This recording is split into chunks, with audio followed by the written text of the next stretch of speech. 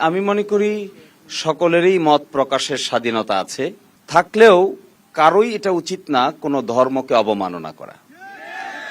আবার at the same time এটাও উচিত না যে একজন সংস্কৃতি কর্মকাণ্ড পরিচালনা করবে তাকে বাধা দেওয়াও কারো জন্য উচিত না।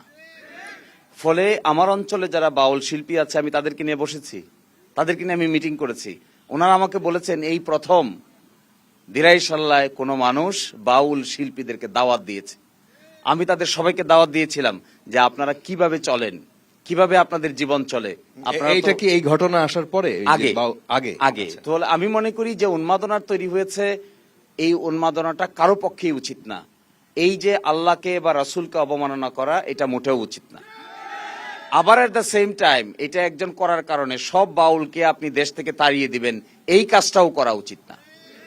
এবং তাহলে কি করা উচিত? এখানে মধ্যম পন্থা অবলম্বন করা উচিত।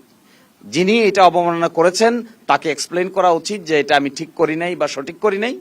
আবার এট দ্য সেম টাইম যারা তাদেরকে ফাঁসি দিয়ে দিবেন, দেশ থেকে তাড়িয়ে দিবেন, দেশ থেকে বাঁচতে দিবেন না, দেশে থাকতে দিবেন না, বাড়িঘর পুড়িয়ে দিবেন, এই ধরনের উন্মাদনাকেও আমি কোনোভাবেই সাপোর্ট করি না।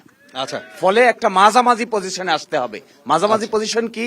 গ্রাম বাংলার সংস্কৃতি টিকে থাকবে, আচ্ছা, টিকে রাখতে হবে, কিন্তু কেউ কারো লিমিট বা সীমা ক্রস করা উচিত।